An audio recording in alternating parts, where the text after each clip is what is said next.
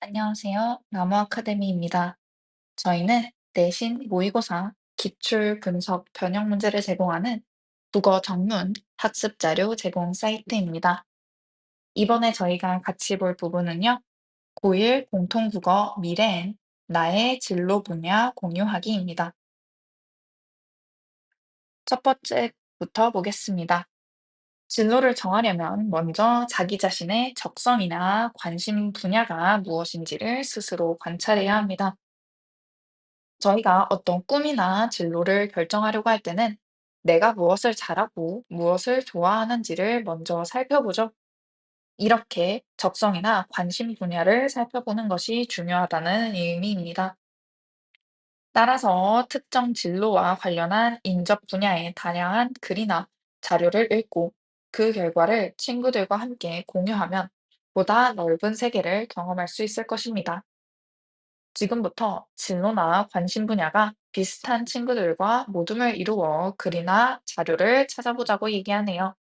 저희는 교과서에 제시되어 있는 우진이의 읽기 과정을 따라가 보도록 하겠습니다. 우진이의 관심사는 사회복지사입니다. 그렇다면 이 사회복지사와 관련된 글과 자료를 읽는 것이 중요하겠죠.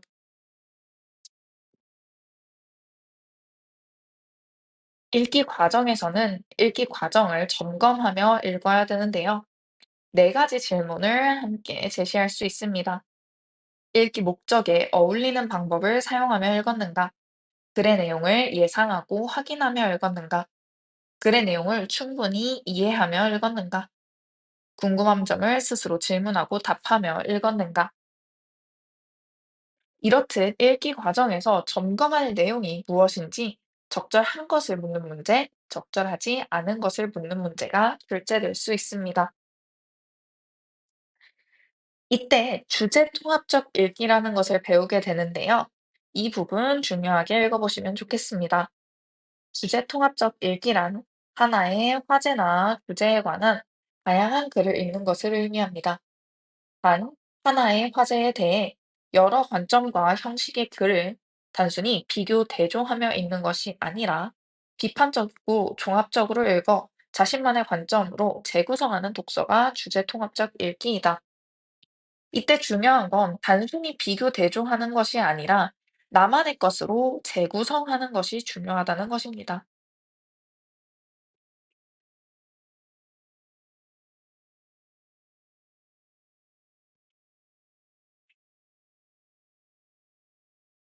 이때 다양한 글을 읽은 후 형식과 관점을 단순하게 비교 대조하여 정리해 본다 라는 적절하지 않은 선지도 출제될 수 있습니다.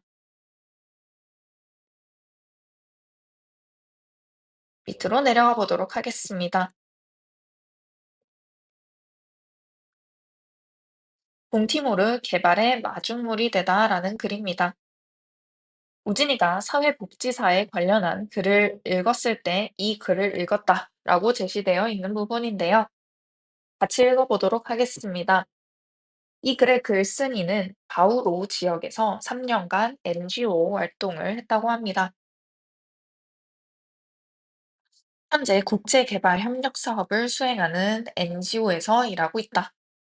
국내의 사회복지와 해외의 사회복지가 다른 점이 분명히 있겠지만 내가 일하면서 강조하는 부분은 해외라는 환경이 아니라 마을이다.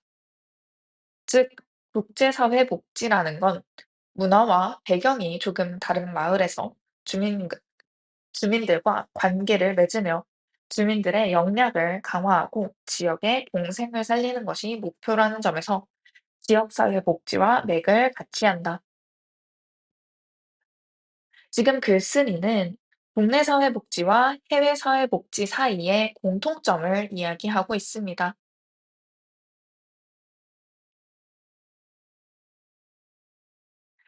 해외와 국내 복지 사업 모두 지역 공동체를 잘 살게 하는 것을 목표로 한다라는 점에서 비슷하다라고 이야기하고 있죠.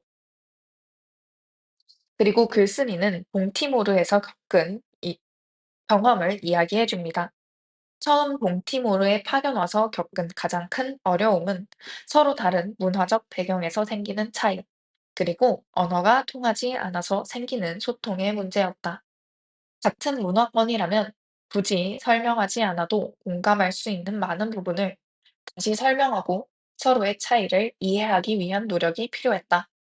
여기까지 글쓴이가 제시하는 국제사회 복지의 어려움입니다.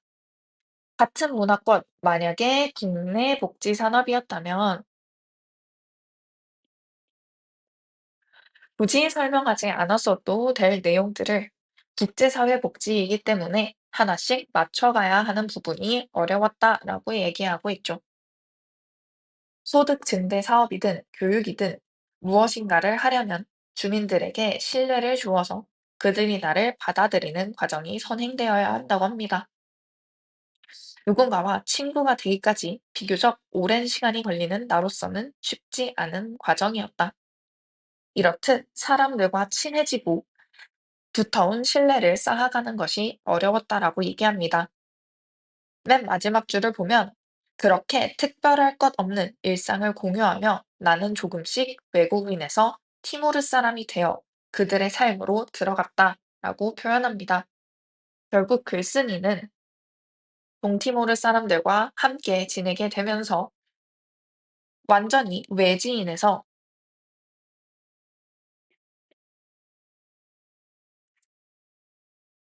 티모르 사람이라는 내 집단으로 인정받기 시작하게 된 것이죠. 다음으로 교사 교육으로 마중물을 만들다입니다. 이때 마중물은 펌프질을 할 때 물을 끌어올리기 위해 위에서 붓는 물을 의미합니다. 해당 내용에는 동티모르 사람들의 교육을 개선시켜서 앞으로 동티모르가 조금 더 잘 살 수 있도록 기반을 닦아주는 사업을 했다라고 이야기하는데요. 이때 마중물은 동티모르 사람들이 잘 살게 만들기 위해서, 즉 마치 물을 끌어올리기 위해서 조그마한 마중물을 들이붓듯이 교육이라는 제도를 통해 동티모르 사람들이 더 잘 살게 할 수 있도록 하는 내용을 뜻합니다. 그렇다면 이때 마중물은 교육 산업이 되겠죠.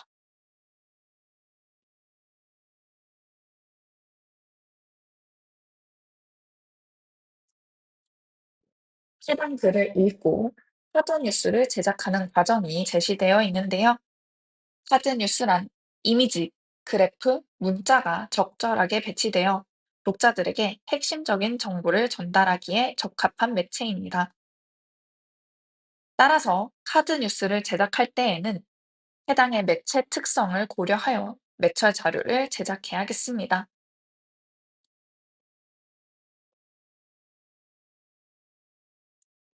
작성된 카드뉴스를 함께 보도록 하겠습니다. 사회복지사라는 주제를 그림과 함께 제시하고 있는 부분인데요. 해당 진로의 특징이 잘 드러나도록 제목과 대표 사진을 배치하고 있습니다. 또한 다음 페이지에서 사회복지사의 사회적 가치와 의미라는 제목으로 그래프를 제시하고 있는데요. 해당 진로의 사회 문화적 맥락을 반영하여 간략하고 인상 깊게 자료를 제시하고 있는 부분을 확인할 수 있습니다. 말로 설명하는 것이 아니라 그래프 자료로 제시하여 한눈에 사회적 가치와 의미가 증가하고 있음을 알 수 있게 하는 것입니다. 다음으로 사회복지사란 그리고 사회복지사가 되려면 이라는 제목으로 카드뉴스를 제작하고 있는데요. 진로 목표를 달성하기 위한 방법, 과정, 필요한 적성, 인접 진로 분야 등 독서를 통해 얻은 정보를 이미지를 활용하여 설명하고 있습니다. 이때 매체 자료를 제작할 때 유의해야 할 점이 있는데요. 첫 번째, 매체 자료의 소통 목적이 정보 전달, 설득, 정서 표현, 사회적 상호작용 중 어디에 속하는지 고려하여 제작해야 합니다. 두 번째, 매체 자료의 수용자를 고려해야 하는데요. 나이, 성별, 취향, 배경 지식 등 집단의 크기나 특성을 고려하여 제작해야 됩니다. 세 번째, 전달하려는 매체의 언어적 특성에 따라 적합한 방식을 활용하고 생, 생산하고 해당 매체가 지닌 파급력을 고려하여 제작해야 됩니다. 총 세 가지를 고려해야 하는 거죠. 소통 목적, 수용자, 매체의 언어적 특성입니다.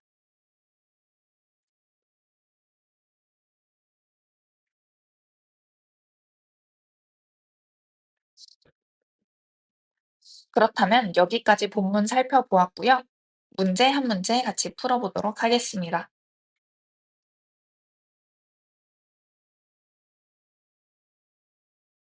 저희 6번 문제 같이 풀어보도록 하겠습니다. 동티모르 개발의 마중물이 되다 글이고요. 해당 글에 대한 내용으로 가장 적절한 것 고르는 문제입니다. 먼저 영상을 잠시 멈춰두신 후에 문제를 풀어보신 후 다시 같이 보도록 하겠습니다.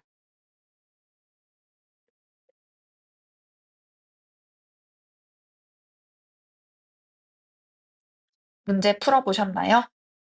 나에 대해 이해한 내용으로 가장 적절한 것, 답은 1번이었습니다. 대학에서 사회복지를 전공한 나는 현재 국제개발 협력 사업을 수행하는 NGO에서 일하고 있다를 고려해 보았을 때 대학 전공과 관련된 직업을 선택하고 있다는 것 알 수 있습니다.